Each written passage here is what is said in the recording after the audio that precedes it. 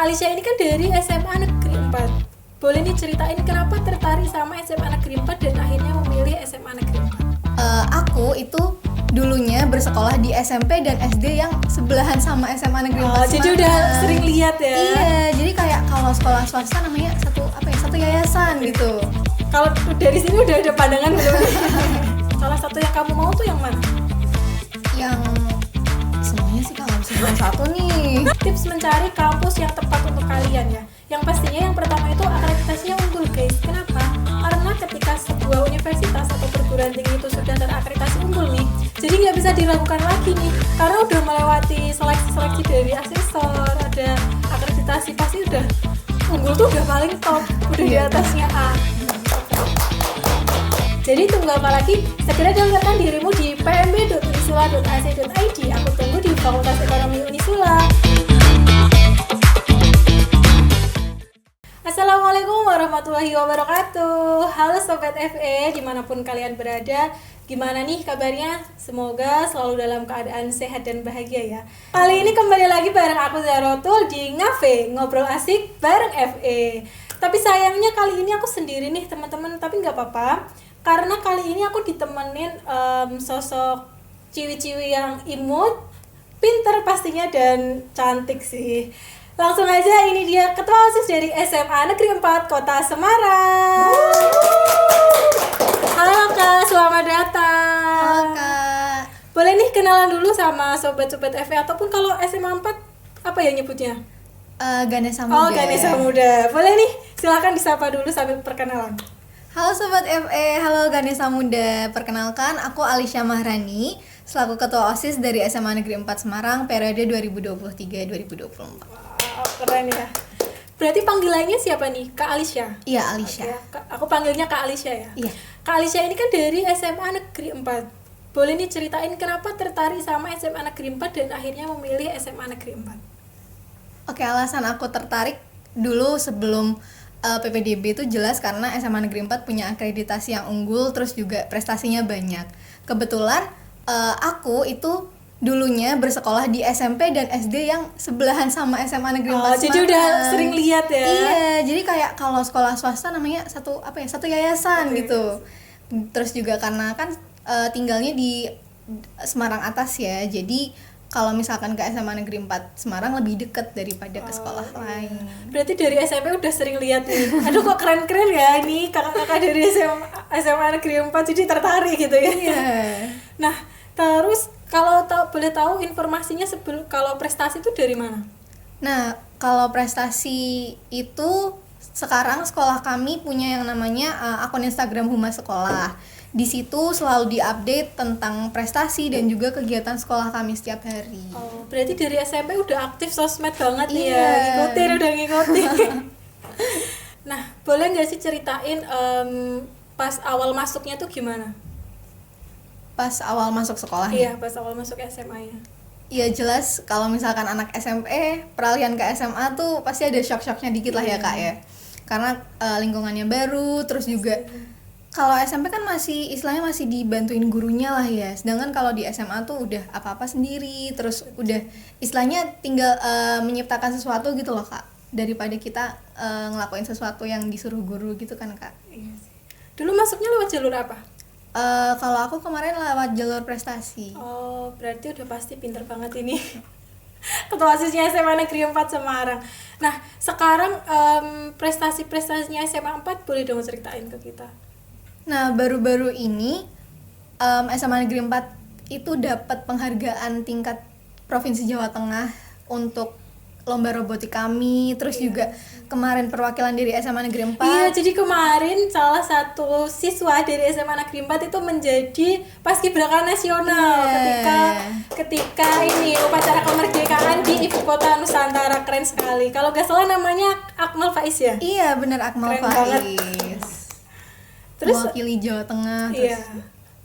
Yang lainnya? Terus yang lainnya itu kalau misalkan untuk tahunan ada ekskul Ratu Jaro di sekolah kami itu setiap tahunnya ngirimin tim ke Thailand untuk exchange budaya. Wow, keren banget.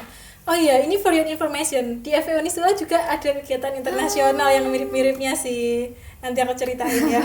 Oke, lanjut dulu. Kalau ini kan ketua OSIS SMA Negeri 4. Udah aktif organisasi mulai dari SMP atau baru-baru SMA ini? Kalau aktif organisasi yang nyemplung banget mungkin baru SMA ini ya Kak. Karena kan waktu SMP tuh COVID. Oh iya, angkatan COVID ya. Jadi juga ya kalau ikut organisasi tuh kayak formalitasnya aja kan. Iya, dan banyak yang redup juga ya Iya. ketika COVID itu sendiri. Bener banget. Aku aja pas SMA itu cuma masuk 1 semester, habis itu COVID. Masuk lagi udah lulus. Jadi nggak ikut organisasi juga sih sebenarnya, karena semuanya lumayan redup. Iya. Baru kemarin. Kalau apa, ceritain ini deh, program kamu di OSIS ini. Kalau program tahunan tiap periode di OSIS itu di SMA Negeri 4 Semarang kurang lebih sama Kak, sama kayak periode sebelumnya. Memang ada beberapa program kerja yang ditambahkan tergantung dengan fleksibilitas kita. Tergantung kita bisa atau enggak. Tuh. Oke, bisa sebutin nggak nih salah satu yang menurut kamu unik nih dari sekolah-sekolah lain? Salah satu program kerja unggulan yang ada di SMA Negeri 4 Semarang itu namanya Skuter atau Smapakul Termination. Oh, apa itu? Jadi itu Smapakul Termination ini adalah pentas seni dari OSIS SMA Negeri 4 Semarang, tapi yang menyelenggarakan ini satu sekolah Kak. Oh, Jadi kayak siswanya nanti juga tampil, ekstrakurikuler tampil. Dan di Skuter ini kita juga bikin mahakarya, bikin jingle, OST kayak gitu. itu setiap kelas wajib ikut atau bagaimana? Iya, ada delegasinya. Oh, harus ada delegasi berarti ya? Iya. Kalau ngomong-ngomong tentang ekskul, ada ekskul apa aja sih di SMA Negeri? Aduh, kalau disebutin satu-satu banyak Kak. ada berapa tuh? Ada 37 kalau sekarang. Sebutin yang menurut kamu ini aja deh, berbeda gitu. Yang berbeda ini baru-baru ini kita punya robotik, itu ekskul baru setahun tapi Udah punya udah sampai prestasi internasional, udah sampai Arab juga kemarin. Wow. Iya, ada robotik, terus juga Ratu Jaro. Selanjutnya ada instruktur yang tadi ke IKN, ada macam-macam sih Kak. Masih banyak lagi, ada basket, Ada 37 volley, guys. ada cheer. Kalau menurut kamu sendiri nih, kamu kan sekarang aktif organisasi. Penting gak sih organisasi itu? Jujur penting banget Kak, karena kalau misalkan SMA kan cuma sekali ya Kak, muda cuma sekali. Ya nggak mungkin mau 2 kali. Iya, kalau nggak dipakai buat ngerjain sesuatu tuh kayak sayang banget sejujurnya Kak. Karena kalau misalkan kita nggak mulai dari sekarang, kalau kita mulai nanti tuh kayak rasanya telat gitu loh Kak. Iya pasti. Nah, kalau perbedaan kamu setelah, karena SMP tadi kan kena COVID, jadi Iya. pasti kan nggak ikut ya. Nah, menurut kamu perbedaan kamu setelah dan sebelum aktif organisasi itu apa? Banyak banget Kak. Gak apa, sebutin aja biar teman-teman tim tahu. Mungkin kalau sebelum tuh ini sih Kak, masih terlalu mikirin diri sendiri gitulah ya Kak.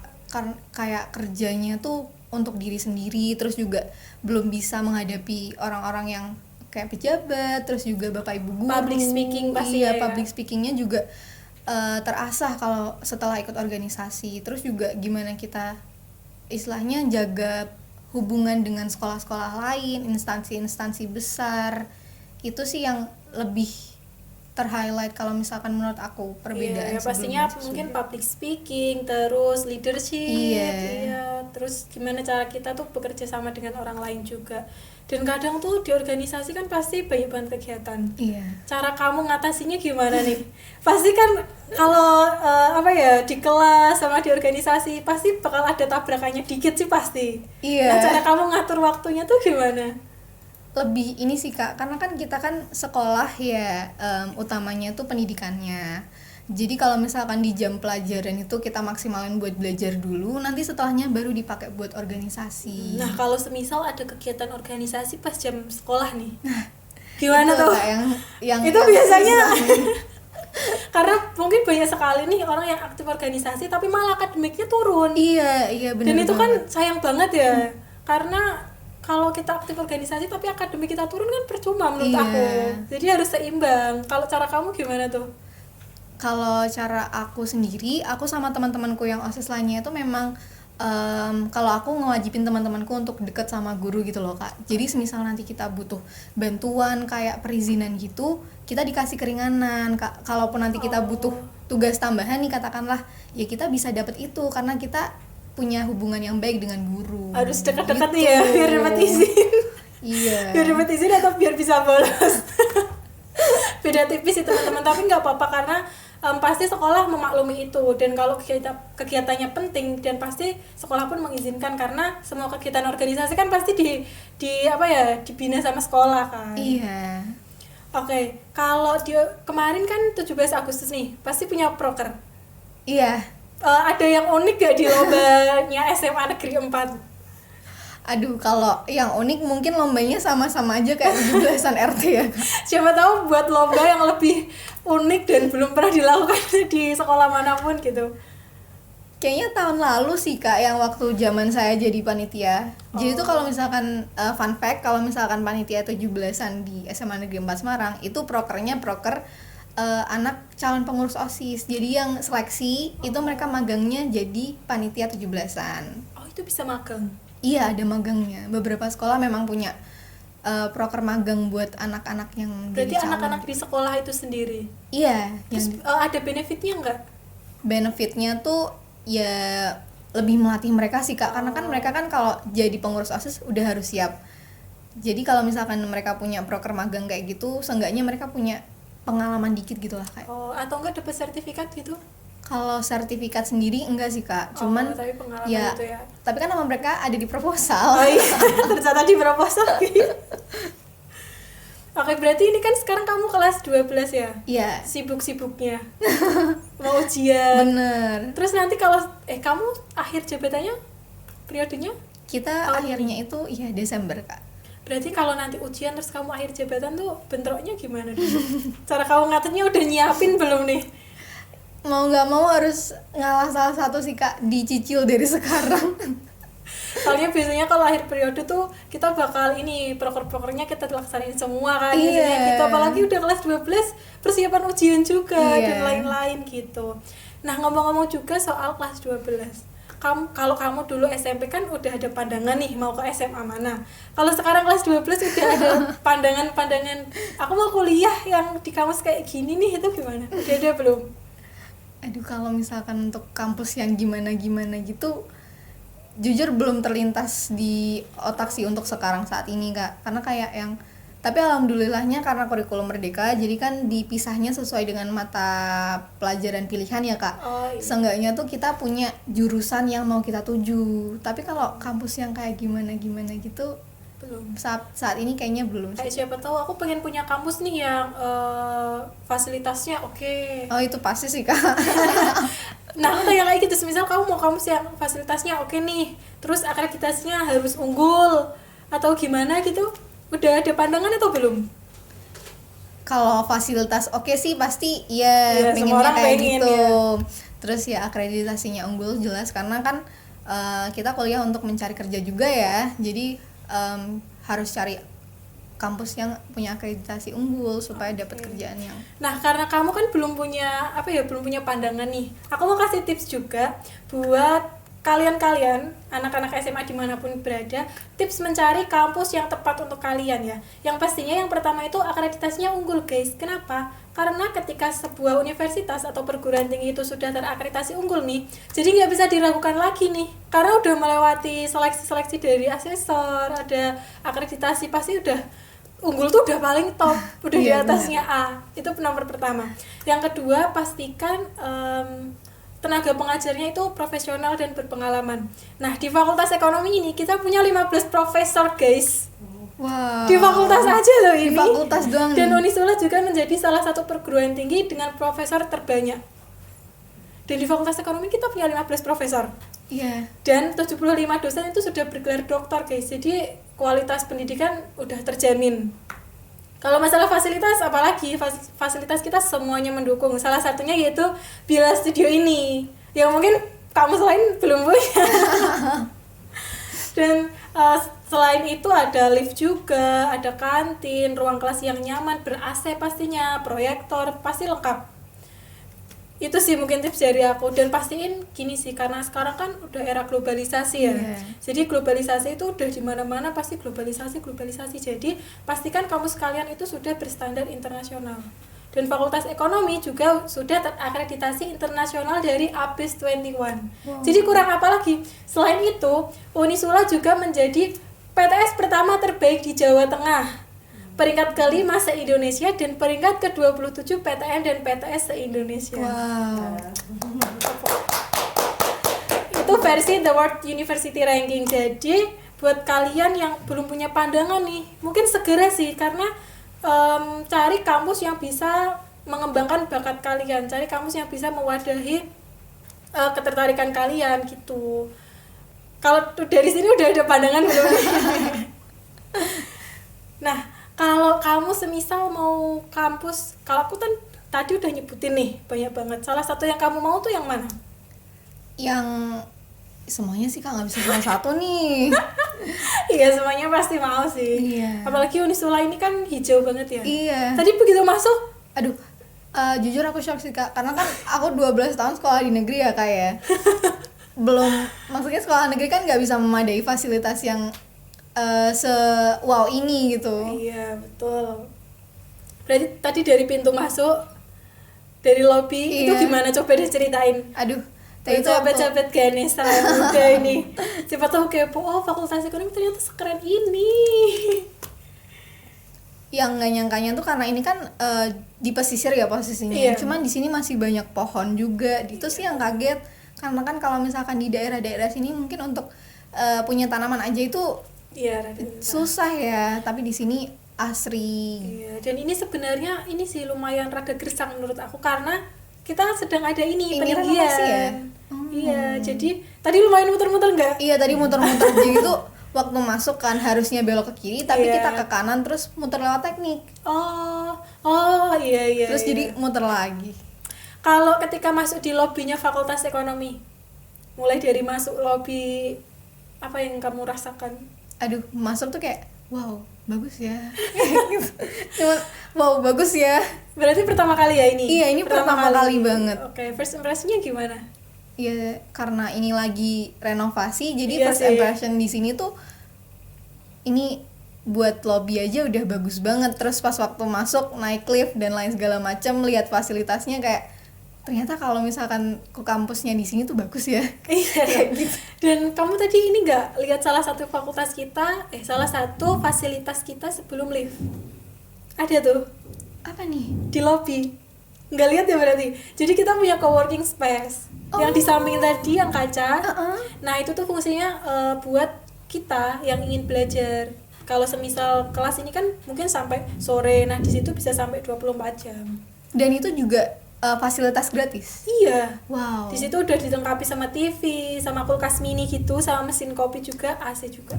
Wow. Kayaknya anak Jadi SMA kalau- butuhnya ini sih Kak. Iya, karena Gen Z biasanya ngopi-ngopi gitu. Iya. Daripada ngabisin uang ngopi-ngopi mahal, mending ngopi di fakultas sendiri. Bener. Jadi kayak ngafe, kayak tema kita kali ini, ngafe. Nah, tadi kan kita udah ngobrol-ngobrol banyak banget nih tentang SMA 4 dan juga tentang kampus-kampus impiannya. Boleh nih kasih closing statement ke teman-teman? Oke, Sobat Ganesha, perlu diingat kalau misalkan kita cuman muda itu cuman sekali. Jadi kalau Betul misalkan teman-teman masih punya kesempatan buat nyari yang lebih, tolong kesempatan ini dipakai untuk gali potensi yang ada di kalian. Salah satunya dengan masuk sekolah dan juga masuk universitas yang sesuai dengan potensi kalian. Betul. Aku mewakili keluarga besar SMA Negeri 4 Semarang. Nunggu kalian di tahun pelajaran selanjutnya.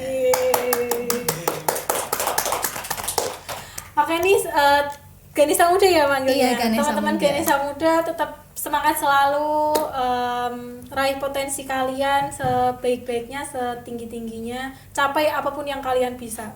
Jadi jangan pernah menyerah.